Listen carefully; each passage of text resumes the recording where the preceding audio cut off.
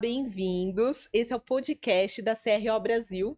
Estou muito feliz que vocês estão aqui vendo mais um episódio. Hoje um episódio super especial. Como vocês sabem, eu estou fazendo uma sequência aí de podcasts com pessoas incríveis da nossa comunidade. Estou trazendo pessoas que submeteram ali seus cases no Prêmio CRO Awards. Se você não sabe o que é CRO Awards, assiste até o final que você vai ficar sabendo o que é. Antes de apresentar meu convidado, já vou pedir também likes, por favor. Curta, compartilhe, nos ajude a expandir aí a nossa visibilidade. E agora sim, quero dar as boas-vindas para o meu convidado de hoje, Tárcio. Bem-vindo, obrigado por se juntar a nós. Por favor, fique à vontade para se apresentar. Muito obrigado pelo convite. É um prazer e uma honra estar aqui, né, participando da comunidade aqui com você. Vamos lá, então sou o Tássio Marinho, ou no mundo corporativo, Tássio Machado, né? Tem sempre essa coisa do e-mail, assim, né? Eu sempre fico na dúvida, Dois alter egos, Marinho, né? Machado. Então, como quiser chamar, tá valendo, né? Então tá Geralmente as bom. pessoas me chamam, às vezes, no saque de atendimento público de Tarcísio, não sei porquê, então Nossa! eu atendo por todo nome, sabendo que é comigo tá tudo certo. Então, gente, sou o Tássio. Vamos lá, eu acho que um pouquinho da trajetória, né? Comecei até empreendendo, por sinal, Que legal! criando site, aplicativo, assim, cheguei a ter startup ali, foi uma jornadinha de uns 4 anos ali me aventurando um pouco nesse mundo, assim. Foi interessante, mas aí, enfim, eu acabei me juntando ao mundo do CLT. É aquela coisa assim de, eu acho que eu preciso dormir um pouco agora. E aí, e com CRO foi interessante que foi em 2018 que eu comecei a entrar realmente no mundo ali de CRO. E minha trajetória até começa como na área mais de desenvolvimento.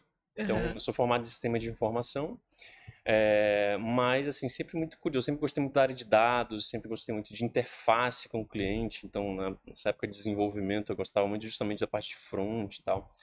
Então, quando eu comecei a conhecer assim CRO, essa coisa de caramba, experimentação, dá pra tirar achismo das coisas, né? Assim, aí foi um mundo que não consegui mais largar, assim. Você teve contato a partir de quando? Assim, como você conheceu? Eu estava Legal. com um convidado aqui, o Felipe, e ele comentou, né, que até uma pessoa em comum que nós conhecemos, o Marco, foi quem apresentou para ele. Teve alguém ali que trouxe até você, ou você, pela sua curiosidade, foi começando a estudar e encontrou? Como foi sua jornada até chegar ao CRO? Legal, legal. Foi logo depois desse momento ali em que eu estava empreendendo, que eu comecei a olhar algumas oportunidades. E surgiu uma oportunidade na Via Varejo. Legal. E era até como um desenvolvedor, inclusive, assim. Mas era uma célula de CRO, um projeto que estava rolando lá já. E, enfim, precisava de um desenvolvedor no time, assim. Então, nesse momento, eu estava fazendo os testes, eu desenvolvia os testes que rolavam ali. E acho que foi o primeiro contato, foi por acaso, no final das contas, assim. Foi uma oportunidade que eu achei interessante, tipo, caramba, mas diferente isso aqui, né? Mas, digo, bora. Inclusive, não sei se eu já te falei, né, mas eu sou de Salvador, então eu estava em Salvador Olha. nessa época, então já vim para São Paulo já para essa oportunidade. E aí fiquei desde Continuou. então. E aí Você foi ficou quanto tempo ali na Via?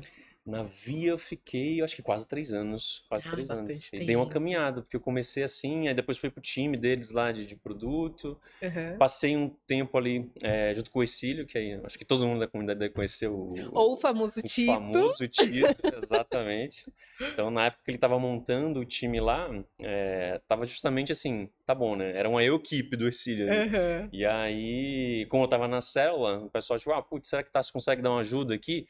Aí era nós dois criando aquilo ali e tal. Então a gente passou um tempo ali.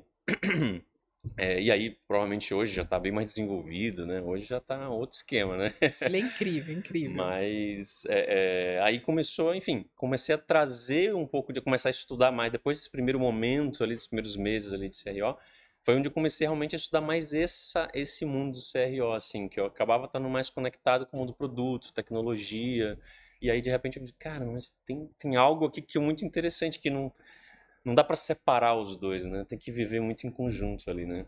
Muito bacana. E depois? Depois desses Depois, anos na Via? depois desses anos na Via, então a gente fez uns bons experimentos lá, fizemos até em aplicativo também.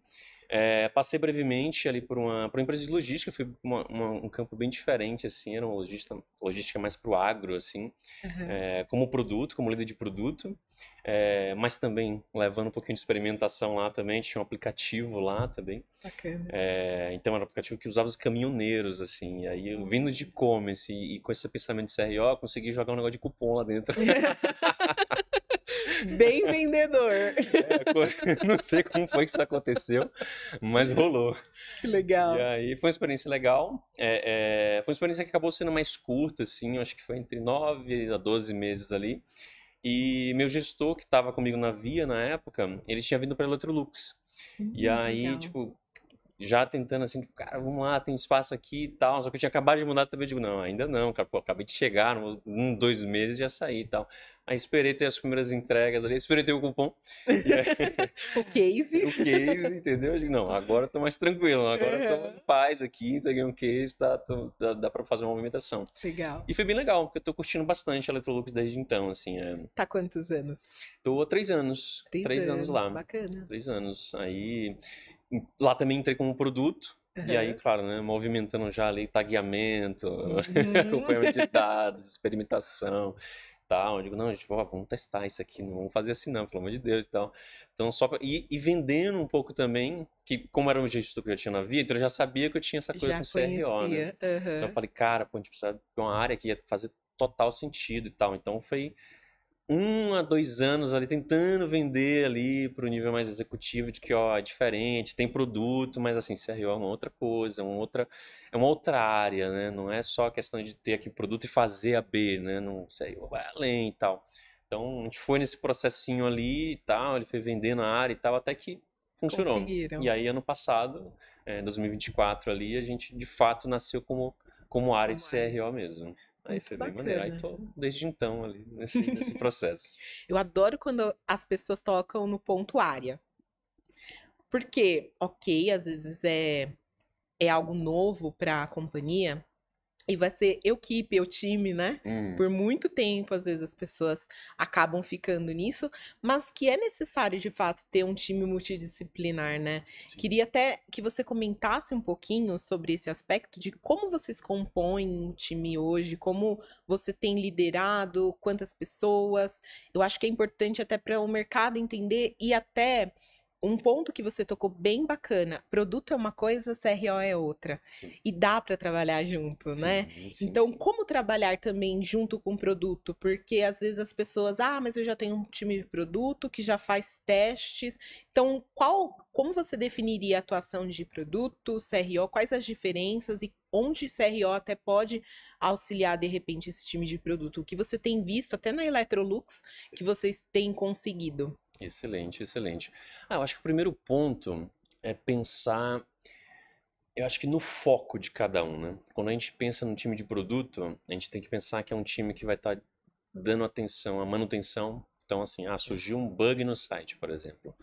Você não vai fazer um teste, você vai corrigir o bug, né? Não é no-brainer, você vai e faz. E o time de produto ele também está pensando muito à frente, né? Muito além. Então, o que é que eu posso trazer de melhoria para a plataforma? O que é que eu posso fazer de novas tecnologias, sabe? Eu estou olhando para oportunidade de mercado, mudança de comportamento.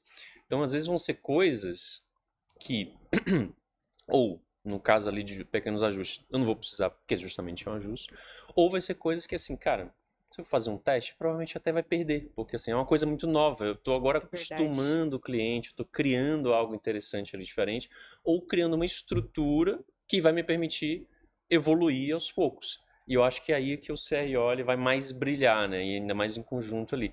A gente tem muito esse trabalho da evolução, né? Da melhoria contínua ali, né? Então, eu acho que é um trabalho bem bem atento aos detalhes, né? A gente fala assim, a otimização da taxa de conversão, né? E aí às vezes para o mercado você, beleza, taxa de conversão é compra. E aí na verdade é muito mais, né? Porque a gente está olhando conversão como aquele momento em que o objetivo, seja ele qual for, ele foi atingido. Como é que a gente passa mais pessoas a atingir esse objetivo? Então pode ser uma inscrição na newsletter, pode ser uma adição ao carrinho, de fato, pode ser, sei lá, um clique num banner, um clique num botão para não saiba mais. Então, como é que a gente otimiza essas interações para que realmente mais pessoa vá descendo no funil, né? Se você Exato. coloca isso no produto, o produto ele pode testar também uma série de coisas e tal, mas vai ficando. Imagine tudo isso para ser desenvolvido e tudo mais, e passar no roadmap, e às vezes você vender também para a área que, assim, ó, estou fazendo pequenos testes, mas uma porcentagem deles vão dar certo. Então, assim, são focos que acabam sendo diferentes. Então, até o teor dos testes também acaba sendo diferente. Então, o CRO, ele consegue voar nesse caminho, né? Sempre propondo novas evoluções, e tipo, cara, não deu certo, não faz isso, que eu acho que é outro ponto importantíssimo também, né? Então, em todo caso, a gente vai tirar algum tipo de aprendizado. Ou Exato. deveria tirar algum tipo de aprendizado, né? Exato. Então, é comum a gente ouvir a gente falar, né? O teste falhou, o teste perdeu. Não, o teste, na verdade, não perdeu. O teste, ele gerou um aprendizado, que era o objetivo dele. O resultado foi a controle, o original lá, ele venceu. Ou seja, não mexe. Que você poderia estar mexendo, e às vezes tem muitos casos assim, a gente está lá no dia a dia, sabe? Sabemos. Já tá tudo pronto, a gente fala, não, calma, vamos só testar. E aí, de repente, não vira. A gente, opa, imagina, né? Passar 3, 4 meses para depois, caramba, o que é que aconteceu de errado e tal? Será que foi algum deploy? Então, eu acho que esse é o grande lance como área. E pensando nesses profissionais, embora produto também que seja, de certa forma, ali, multidisciplinar, né, pensando em desenvolvimento, vai ter Exato. o Product Lead ali e tal, mas o CRO, a gente tem uma estruturinha bem padrão, inclusive, tanto no ano passado, que a gente teve uma mudancinha do ano passado para cá. Uhum. Então, no ano passado, a gente tinha uma estrutura interna, então eu estava tanto com a gestão do programa como com um estrategista. E um time com um UX, desenvolvedor e uma analista de dados. Legal. Então, são os papéis, no final das contas, que vai estar ajudando a gente ali a garimpar as oportunidades no via Analytics, fazer ali um pós-teste também, fazer desdobramento de métricas, Bacana. desenvolvimento, criação de layout. Então, quando a área nasceu com essa estrutura interna. E aí, para esse ano, eu comecei a perceber a necessidade, assim, de querer estar mais olhando ali para a gestão do programa e desimpedindo, porque eu acho que CRO ele acaba, como você falou, né? Ele nasce meio como uma equipe, então, como era uma área que estava sendo vendida há um tempo, nesse caso deu bom até para mim, assim, daí só Exato. acho, não nasceu como uma equipe, já nasceu como uma equipe de fato ali, que foi interessante, que ajudou realmente, assim, a gente foi construindo aos poucos, não era um time já especializado em CRO, então eu era o que tinha experiência de CRO, então fui trazendo para o time como é que a gente ia trabalhar. Então, assim, eu não me preocupei, por exemplo, ao início já ter todo o planinho de teste bonitinho e assim, e agenda de comunicação, porque eu digo, cara, se a gente for fazer tudo perfeito desde o início, a gente não vai fazer no final das Possível, contas. né? Então, ó, vamos começar meio tortinho, meio atrapalhado, meio assim, mas vamos estar fazendo, vamos estar testando, vamos estar trazendo e documentando de alguma forma. E aí, ao longo do ano, isso foi amadurecendo, foi bem interessante. Que Então, legal. foi começando aí sim ter os testes bem documentadinho, com o plano, começando a ter as agendas também de compartilhamento de resultado, que era uma coisa que eu queria Importantíssimo, né? importantíssimo, né? Para não morrer com a gente, né? Desde o início já tendo uma pastinha lá no sistema, lá onde a gente estava colocando sempre os resultados e tal. Bom. Então, foi uma evolução legal, mas aí é o que vem. Agora a gente está trabalhando com a Amy, Aham. e que é uma empresa especialista em CRO, né? Então acho que eles vêm justamente para trazer essa escala e essa maturidade. Então, Muito assim, bom. eles conseguindo focar bem ali no dia a dia, na operação, fazer essa esteira rodar bonitinho, os caras já estão acostumados a comer isso todo dia no café da manhã, né? CRO no café da manhã. Então acho que muito do que às vezes assim é vender um pouco a área internamente, começar a trazer as pessoas, é uma coisa que começa agora a olhar mais, né, para Ter mais justamente. oportunidade, né? De ficar mais livre para Perfeito. conseguir assumir outros desafios. Exatamente, é o que você Muito falou, né? bom. Já que é uma área, vamos trazer essa área que muita gente não conhece, né? Eu acho que é natural, assim, quem tá, sei lá, no marketing, branding, assim, comercial. Você fala CRO, vai pensar muito no número, né? Ah, tá conversão, venda, vamos lá, vamos vender. E aí, então, acho que trazer isso para a empresa vai ser bem legal. Muito bom. E algo que você falou que me chamou a atenção foi essa diferenciação, time de produtos e time de CRO. E de fato, né, você comentou algumas questões assim do produto estar olhando as questões ali da feature que eles estão desenvolvendo e que acontece, de repente, os times de produto, eu vi isso muito no varejo, eles são divididos ali pelas squads, então, por feature, na verdade. Então, cada um olha para a sua, enquanto o CRO tá olhando para a jornada. Né, tá olhando como um todo. E bem bacana isso, porque de fato é você entender o comportamento como um todo, uma visão mais generalista, e você possa atuar de forma diferente, num ponto diferente que possa agregar, né? Então esses dois times se complementam e se ajudam nesse sentido, né? Bem bacana. E hoje, lá dentro da Electrolux, vocês têm algum tipo de organização em que os outros times demandem testes para vocês também? Ou é algo mais centralizado, todo o processo de geração de hipótese e execução fica com vocês? Tem um pouco de cada, vamos dizer assim. A gente, até como eu tava lá, são duas áreas que eu sou apaixonado, né? Produto também eu não tenho o que dizer, assim, é uma área que eu me encantei bastante. Mas, então, por ter passado lá também, eu já estava bem habituado com os processos, funcionamento ali, as metas locais e tal. Então, é uma área que desde o início ali a gente foi sempre bem parceiro. Eram os meus colegas, no final das contas, que a gente já estava ali junto. Então, eu sempre fiz questão de, assim, era uma área, então a gente centralizava os testes, mas centralizava no sentido de a gente tá testando front, por exemplo, via plataforma ali, né? Os testes vão acontecer por aqui.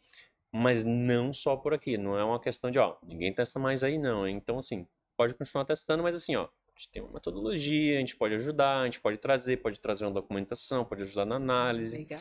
Então, deixando sempre essa porta aberta para, pô, tem algo que eu queria lançar aqui, será que isso aqui é legal testar? Você acha que vale a pena?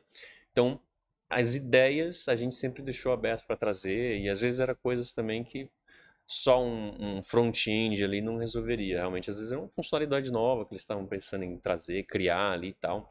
Então, acho que por isso que um pouco de cada, porque a gente criava nossas hipóteses aqui, mas sempre deixando a porta aberta para ter essa troca e vice-versa também, né? Porque eles têm os UX, tem os discoveries também lá, então assim, pode ser que a gente esteja pensando em algo que em algum momento eles já pensaram também e está até no roadmap. Então não Exato. precisa reinventar a roda, né? Então acho que essa comunicação ela é fundamental até, não só importante, mas ela precisa acontecer, para que não tenha ruído, né? Exato. É um bom ponto esse, porque quando você tem muitas pessoas, times, de repente com tarefas que podem gerar um overlap, é muito bom ter esse relacionamento bem estreito para que possa fazer como você falou, entender o que a pessoa já testou, o que ela tem de hipóteses ali, se já foram testadas de repente, e isso você ganha muito porque pode desde, legal, já foi testado, não vou testar novamente, mas olha, e se nós fôssemos por um outro caminho, né? Fazer esse brainstorming mesmo para que possa levantar as hipóteses e possa ali viabilizar. Vocês fazem esse tipo de priorização? Vocês são os responsáveis ou cada time acaba sendo um pouco responsável pelo seu ali dentro? Na experimentação, a gente é responsável pela Legal. priorização. Eles têm toda a priorização realmente do que, por exemplo, o teste ganhou, a gente recomenda que, né, que seja implementado. Aí cai na priorização deles. Agora, quero testar. Aí cai na priorização nossa. O que a gente Legal. faz, geralmente, é dar essa força assim, ó. Putz, isso aqui é algo meu que a gente já que sempre vai acontecer, né? Putz, isso aqui é algo que já estava no roadmap, a gente pensou agora, putz, podia testar. Então a gente às vezes tenta encaixar. Tipo, ó, beleza, tinha esse daqui, mas acho que esse daí tem um potencial, já tem um embasamento, vocês já fizeram todo o discovery e tal. Então a gente movimenta aqui as pecinhas e tenta priorizar, sei lá, na próxima, enfim. Legal. Então acho que é um ajuste ali que a gente consegue fazer para trabalhar em conjunto ali, enfim, garantir que vai, Tudo né? funcione. Sim, sim, sim. Muito legal.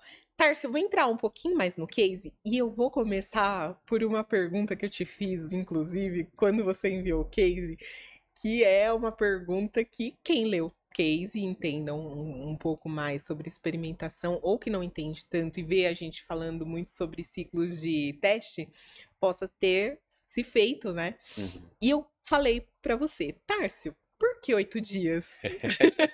Então eu já quero começar a falar sobre esse teste, saindo totalmente de um roteiro de até onde foi que surgiu a ideia e tudo mais, para começar por essa pergunta que não quer calar, e é até legal porque você me trouxe o contexto, e para que outras pessoas ouçam também, para entender um pouco porque dessa diferenciação que às vezes elas veem ou ouvem algo Mas existem contextos. E é o Sim. contexto que eu queria que você trouxesse um pouquinho sobre o tempo do teste de 8 dias, ali que vocês fizeram, do porquê. Por que essa decisão de rodar o teste por 8 dias?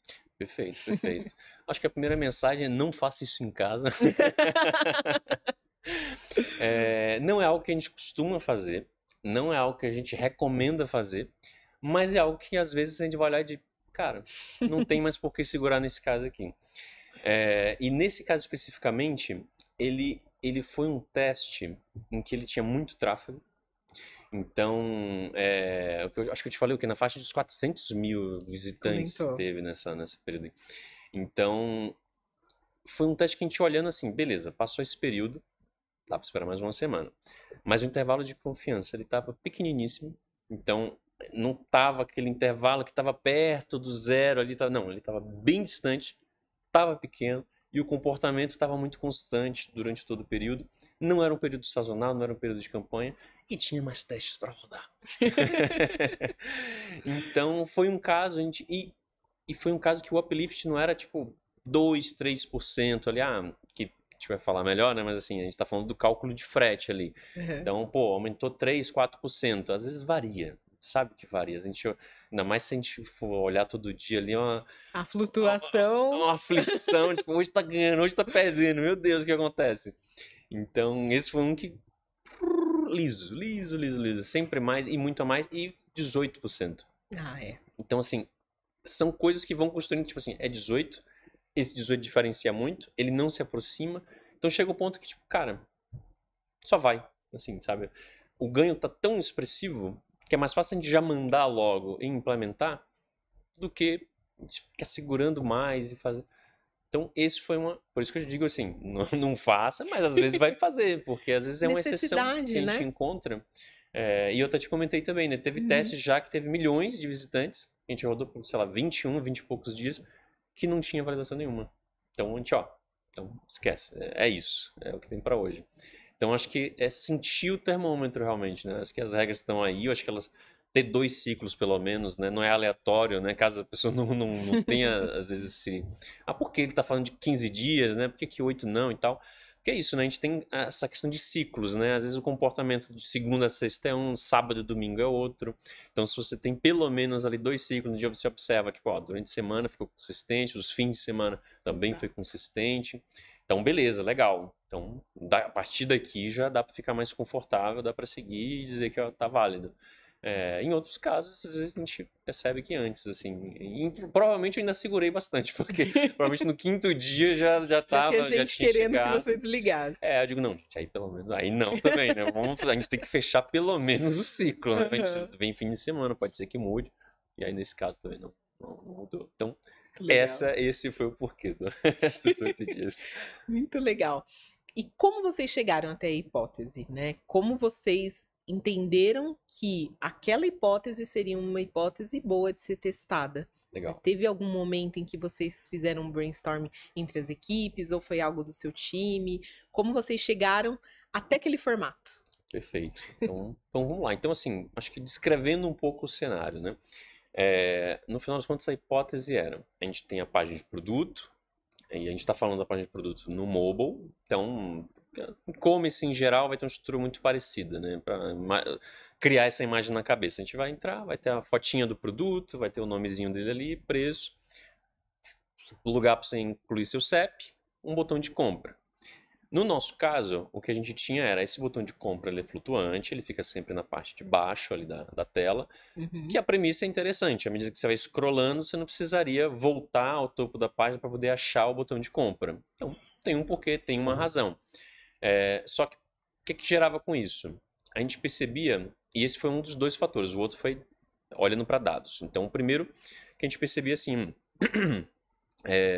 quando a gente passa por aqui, a gente vai lendo a página, ainda mais mobile que é muito dinâmico, a gente não vai lendo literalmente lendo, né? A gente vai só escaneando, né? Exato. O CEP ele passava. Não tinha nada, porque um botão de compra é um principal CTA ali da PDP, então é uma coisa que vai chamar a atenção. Então ela não estava ali.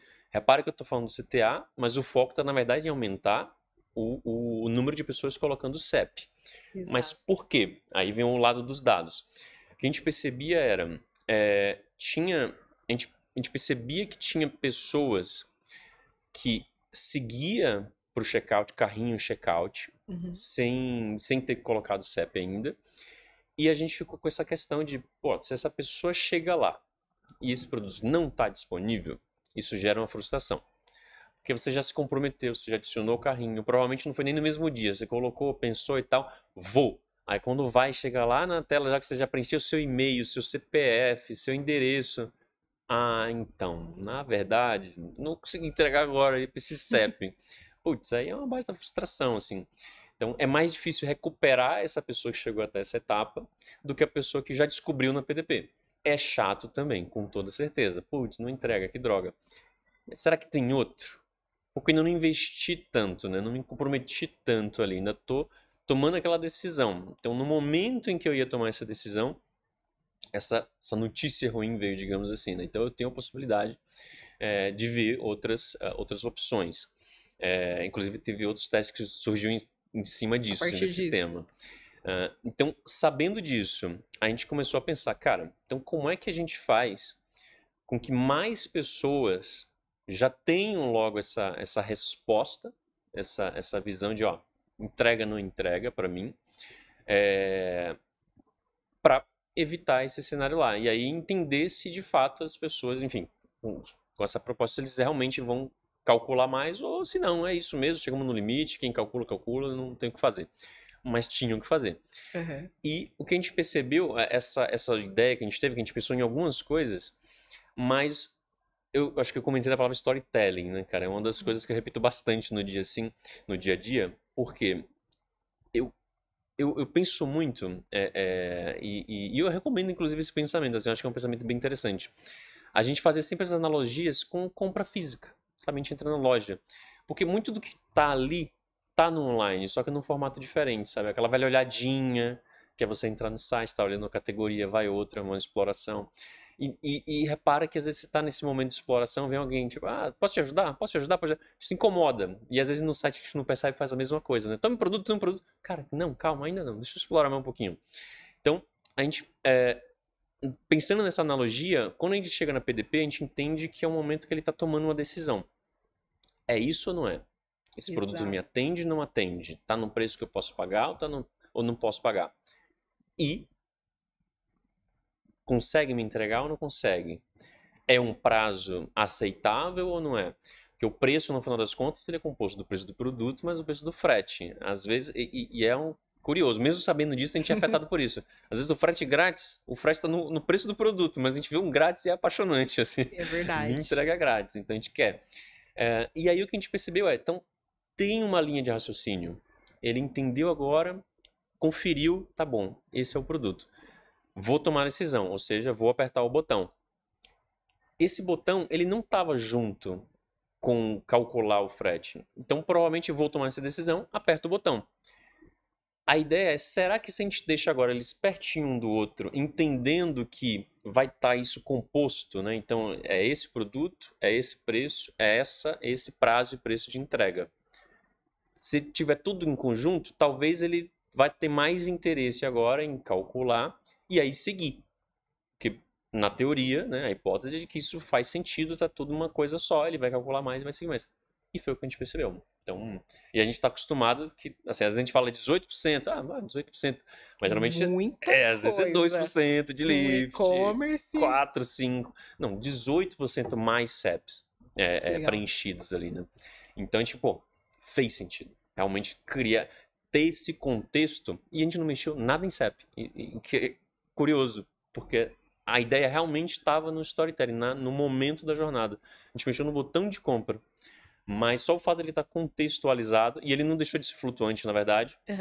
Ele ficava ali, junto, e no momento que você scrollava, aí sim ele descia, porque não tinha mais o contexto. Então, se a pessoa quisesse lá, estava lá calculado. Se ela subisse, ele voltava pro lugarzinho dele. Então, acho que foi o que, sabe, gerou essa questão de, caramba, faz sentido ter esse carinho aqui nesse contexto, sabe? Eu gosto. Eu gostei muito. Eu até coloquei como título uma fricção intencional, porque as pessoas, algumas delas, sempre falam: não acrescente nada que o cliente tenha que preencher. Depende do contexto, né? A gente está falando muito sobre contexto. Imagina que você não tem um estoque para uma região, você não tem um frete bom para uma região. Você vai fazer com que aquela pessoa gere um desejo que você não vai poder suprir no checkout, quando ela já tá pronta, né? Como você falou, ela já preencheu todos os dados para ela descobrir que ela não vai ter aquele produto. É uma quebra de expectativa Sim. e acaba afetando a marca, né? Sim. E aí cai na questão do branding. Olha como é importante conectar o storytelling que você disse, né? Eu achei muito interessante esse ponto de é um risco colocar o CEP, nós sabemos, mas é um risco calculado, porque a partir do momento que você não tem mesmo o produto, por que você vai ofertar para todo mundo? Exato. E essa é uma perspectiva interessante, porque é, é pensar assim, para aquela pessoa naquele momento não vai ter. Então aquela fricção, ela tá garantida. O que a gente pode fazer é deixar ela acontecer no momento mais crítico ou no momento menos crítico. Exato. Então assim, a gente prefere que seja no momento menos crítico. Que a pessoa não tenha ficado com raiva de você para não quebrar esse relacionamento, né? Exato, Enfim, exato. foi bem Tanto bacana. que essa questão realmente de fricção é uma palavra importante, de fato, porque embora tenha aumentado o número de cálculos de frete, reduziu a adição ao carrinho. Reduziu uns 6% de adição ao carrinho. Então você fica assim, então caramba, e agora? O que é que eu faço? Só que aí você olha, tá bom, mas e quem adicionou ao carrinho? Mudou alguma coisa? Agora eles fecham mais compra. Então, você pensa assim, você jogou mais volume. Não é que o CEP engaja mais, é porque essas pessoas que estão mais certas, preencheram mais. Cada coisa, cada fricção dessa que ela passa, ela tá mais certa de querer fechar, né? Você tá se comprometendo mais. Pô, já Exato. preenchi o CEP. Pô, não, vamos adiante. Já botei meu CPF. Pô, meu endereço. Sabe? O pagamento já tá ali na cara do gol, assim, sabe? Às vezes a pessoa não vai fechar, tipo, eu não tô com o meu cartão aqui agora. Mas assim, ele já tá mais comprometido com aquilo ali, né? E aí o que a gente percebe é, isso se mostrou do carrinho em diante. Então ele adicionou menos ao carrinho, mas as pessoas chegavam no carrinho com mais assertividade, com mais intenção de compra. Então, inclusive teve mais compra. Eu não coloquei ali nos É números. isso que eu ia te perguntar, porque Teve. o que acontece muitas vezes, e é super positivo isso, não vejo de forma alguma que seja ruim.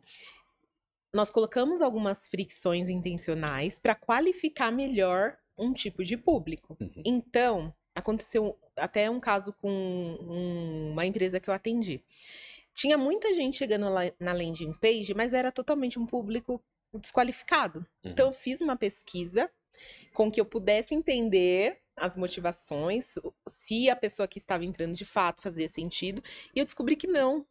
Quase metade das pessoas que entravam tinha um nome muito similar. A empresa que eu trabalhava com outra estavam procurando outra, no caso. Tá. E aí eu fui falar com o time de mídia para ver as campanhas. E os termos que estavam sendo usados eram um setor assim, era B2B, então era empresas, era a mesma empresa, só que as pessoas queriam ir para o B2C em vez do B2B.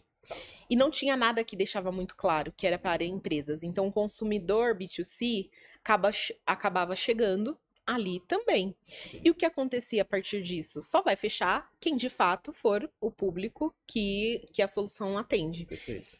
O que ocasionava isso? Taxas de conversão muito baixas. Primeira coisa que eu fiz, falei até com a pessoa responsável por mídia, inclusive Silvio, maravilhoso. E ele me ajudou ali colocando as palavras certas e tudo. E nós vimos uma redução muito grande de tráfego.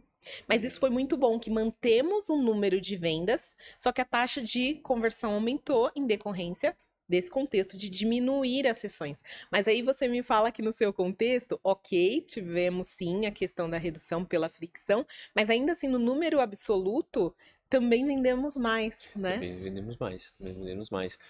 Na ponta, eu não coloquei ali porque esse número é o que não teve validação estatística. Porque aí vem, para conversão lá na ponta, aí você vai precisar de mais tempo, com certeza. Tanto que a gente está falando da etapa mais imediata, os 18, mais uma vez, né? De cálculos de frete, né? Então teve mais cálculos de frete. para conversão, aí sim, ia precisar de mais tempo, com certeza. Então, mas teve 2 a 3% mais, né, na ponta, porque justamente teve mais volume agora chegando. Esse era 18 que calcula, 6 cai um pouquinho, mas 9 passa adiante, depois que está no carrinho, então a conta batia. Bacana. Que vocês viram o funil como um todo, né? O funil como um E isso é todo. muito bacana também, porque existem lugares que só vêm a conversão final e não entende que existe, né, todo um contexto de jornada.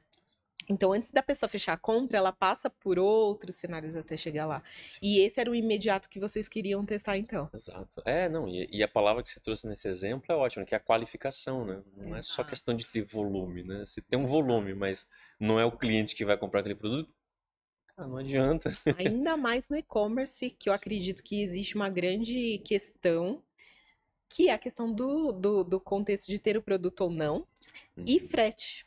Exato. Né? A gente sabe que predominante ali, região sudeste, sul é quem compra, mas ocasionalmente um volume expressivo de pessoas que estão na região norte, nordeste, e ainda mais no seu contexto que são produtos ali de linha branca, marrom, né? Me corrija se eu tô Sim, enganada, tá? perfeito, isso mesmo. Certíssimo. O frete é pesado, né? Sim. Falando em questões de preço, Geladeira, né? né? Diferente de... Que podem Sim, criar ali umas objeções bem grandes, né? Então, sim, dentro desse contexto é muito sim. bom. Muito legal. Eu amo falar de e-commerce, vou até fazer esse parênteses, porque eu estive 15 anos em Legal. e-commerce, né? Desde a área comercial de vendas até Da a área de CRO em si. Inclusive, também trabalhei com Ercílio lá nas Casas Bahia. Grupo Casas Bahia mudou o nome, né? Mas a essência é a mesma. E me encanta ver como as pessoas trazem as questões de solução, de dados, de análise de dados. Isso foi muito bacana quando você compartilhou, né? Porque cada um, às vezes, é o mesmo teste, só que são motivos diferentes, porque são públicos diferentes, desafios diferentes. Isso é muito bacana. E até em questão de desafios, queria que você. Eu achei bem bacana que você usa uma ferramenta, não sei se continua usando, ou se foi na época do teste, que não é uma ferramenta que as pessoas costumam usar, né, no Brasil. Existem outras que são até mais populares.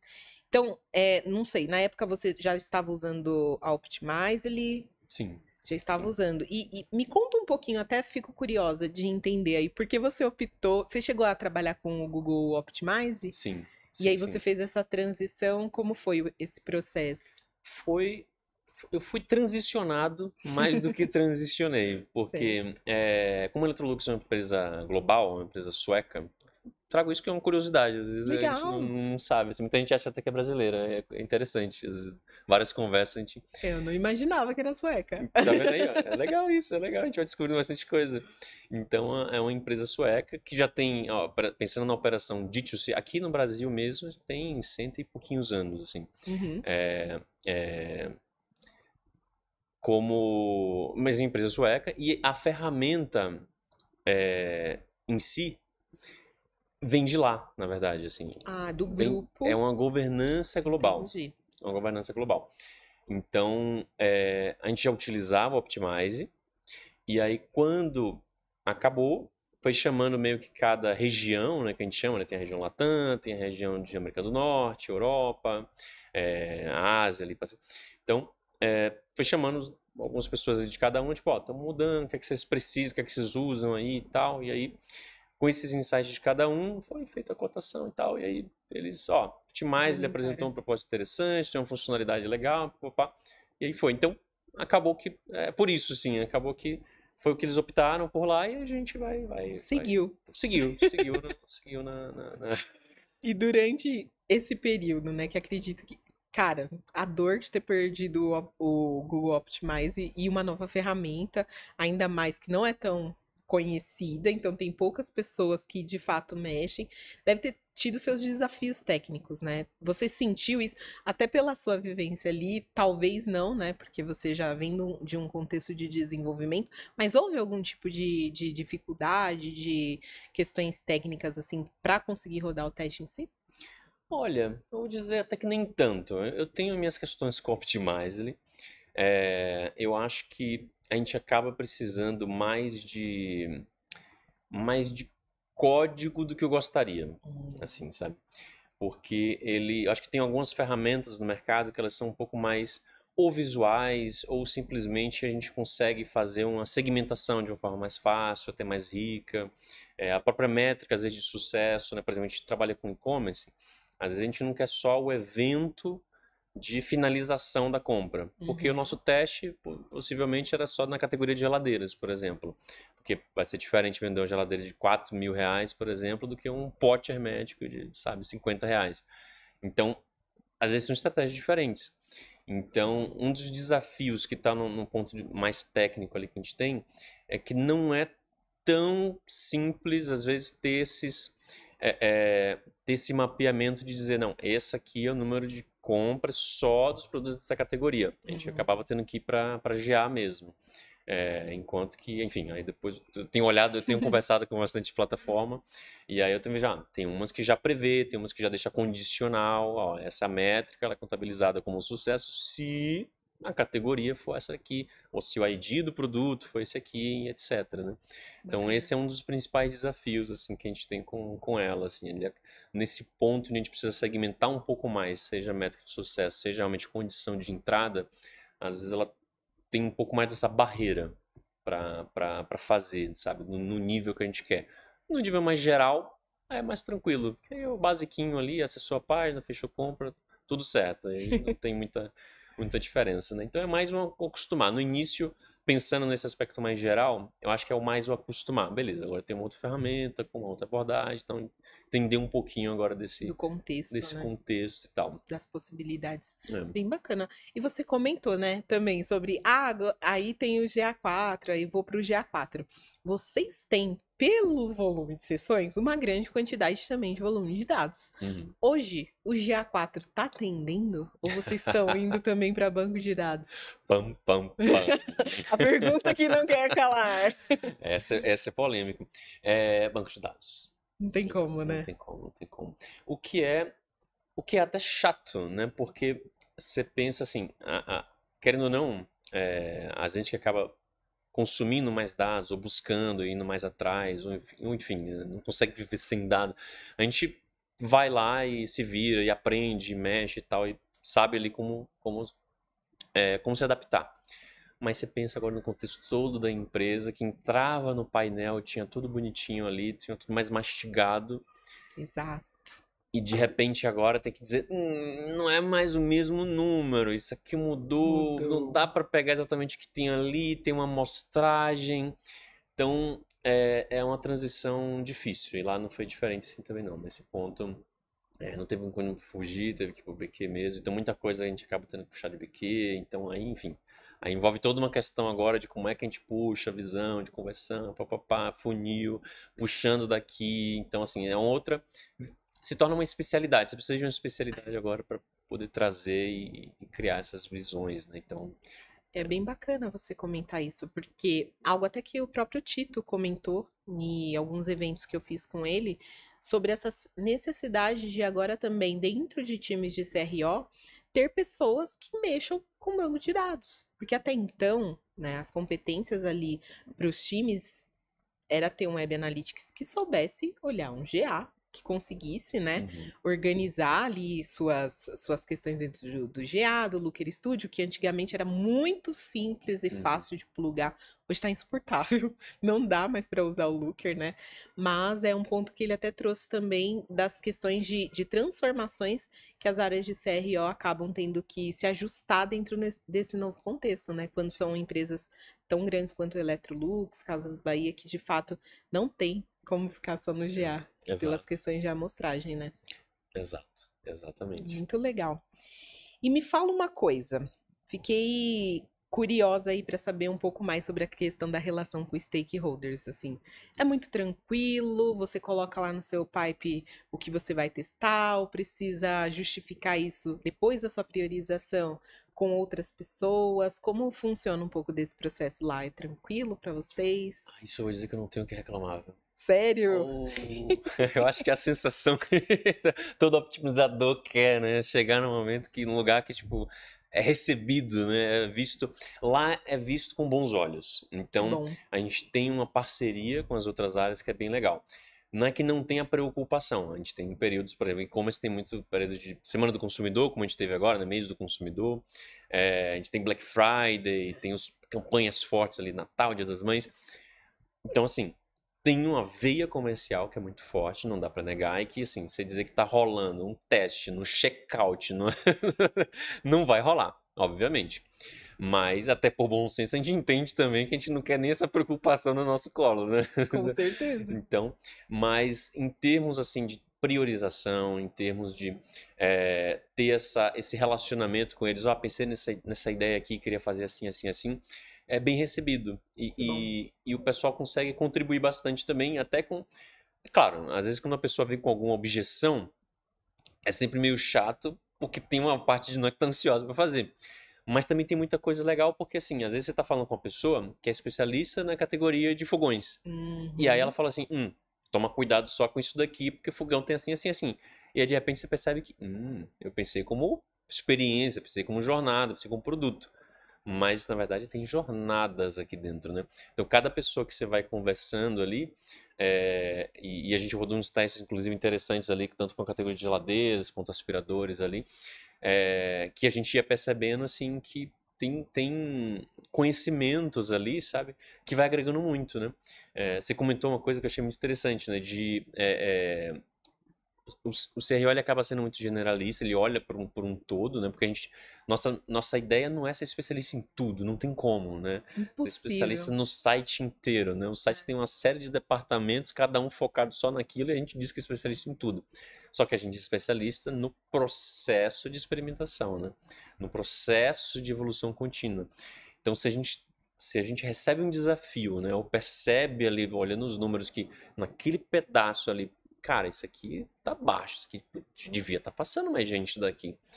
Aí a gente consegue recorrer a essas pessoas, né? Cara, faz sentido para você esse número? Seja categoria, seja mídias, né? Faz sentido isso aqui? É o que você esperava realmente dessa galera que chegou, sei lá, via Google, por exemplo? E aí a pessoa vai dizer, não, isso aí tá meio estranho realmente. Então a gente consegue agora, em conjunto, né? Fazer esse trabalho muito mais eficiente, né? Porque a gente agora juntou o trabalho que a gente conhece ali de otimização com o conhecimento daquela área ali. Ó, tipo, não, o esperado para esse público é esse aqui, as restrições que a gente tem aqui são essas, né? Então, vai chegar lá jogando, quer saber de um, quer vender mais? Joga tudo 50% do preço. É. Maravilha, Acontece, vendeu. tá? Já vi gente. Mas é só dar um cupom. A margem vai pra onde? Opa, fala pro Tem. financeiro lá, você dá um cupom, Nossa, pessoal. vai surtar. Tem um aspecto que você comentou que eu achei tão rico, porque dentro do e-commerce, qual foi também alguns aprendizados que eu tive em contraponto ao B2B. No B2B, a gente tem mais liberdade de ouvir o cliente, até porque o tráfego é menor, bem menor do que um e-commerce. Então, a gente às vezes não tem nem volume para rodar um teste. E o que acaba sendo as alternativas? Pesquisas, né, validações mais voltadas à qualidade ali, qualitativos, pesquisas qualitativas, do que de fato quantitativas. Só que aí você me trouxe um ponto, e eu acho que é bom até compartilhar sobre essa sua experiência, que é o ponto escutativa.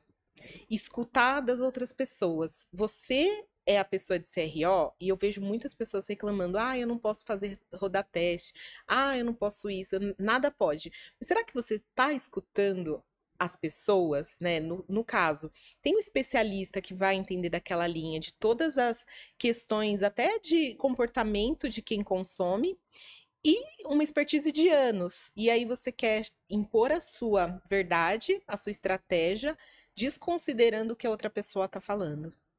E quando você se põe nesse lugar de CRO, é um lugar de aprendizado. A gente aprende com os testes mesmo quando eles erram. E é importante ouvir das pessoas o que faz sentido. Porque dentro disso, talvez no e-commerce, não sei se lá vocês conseguem fazer muito isso, pesquisa com o usuário. Mas eu tive essa dificuldade em fazer diretamente pesquisas com o usuário.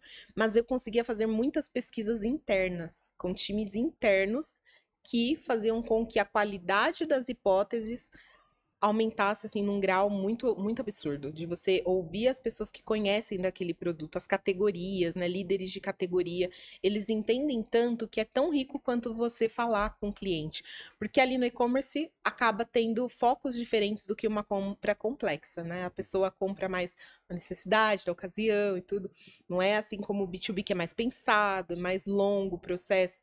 Então, ter essa escuta ativa, eu acredito também que é um diferencial que as pessoas, principalmente as que estão no e-commerce, eu vejo que negligenciam, né? Cara, total, total. E é um momento mágico, assim.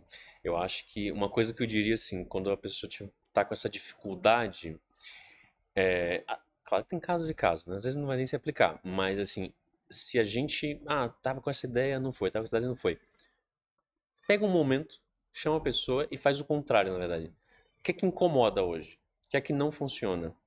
Essa pessoa vai estar muito mais aberta a testar aquilo que está incomodando ela do que talvez a sua ideia. Porque a sua ideia Exato. talvez não esteja, na verdade, conectada, na verdade, com o negócio, que é um dos pontos, inclusive, fundamentais. Não dá pra gente, como processo de experimentação, achar que vai rodar aquilo que a gente acredita e montou e fez pesquisa, se na verdade o negócio está indo para outro lado. Porque Exato. oportunidades tem mil. Só que o que que naquele ano, naquele quarto, a empresa está olhando? A empresa está olhando como é que, sei lá, eu aumento o tamanho da cesta agora, quero aumentar o ticket médio. Cara, não adianta você olhar para outra coisa. Todo mundo vai estar com a cabeça naquilo. Então você vai estar andando na Exato. contramão. Você vai ter oportunidades muito boas, vai ter uma métrica que é relevantíssima, mas não é aquele momento, talvez. E aí, de repente, se você ouve e como a gente tem operação na América Latina, o programa de CRO nosso é da América Latina. Então, por exemplo, como é que eu vou dizer que eu vou saber, tipo, não, isso aqui funciona em qualquer lugar. Não, às vezes vai ter papos ali que eu vou ter que, e conseguir ter essa oportunidade esse ano, conversar com os times ali de Argentina, de Chile, e aí você percebe, tipo, cara, tem uma regra que, enquanto que pra gente, assim, parcelamento é assim, assim, assim, pra eles é completamente diferente, sabe? Não é, às vezes nem tem, às vezes é direto com o banco. Exato. Então, você percebe, na verdade, que tem oportunidades ali. Então, você faz o caminho inverso. Você começa, na verdade, primeiro o que está doendo ali e propõe, cara, eu acho que eu consigo te ajudar com isso daqui. Eu acho que essa abertura agora, putz, vai ser outra.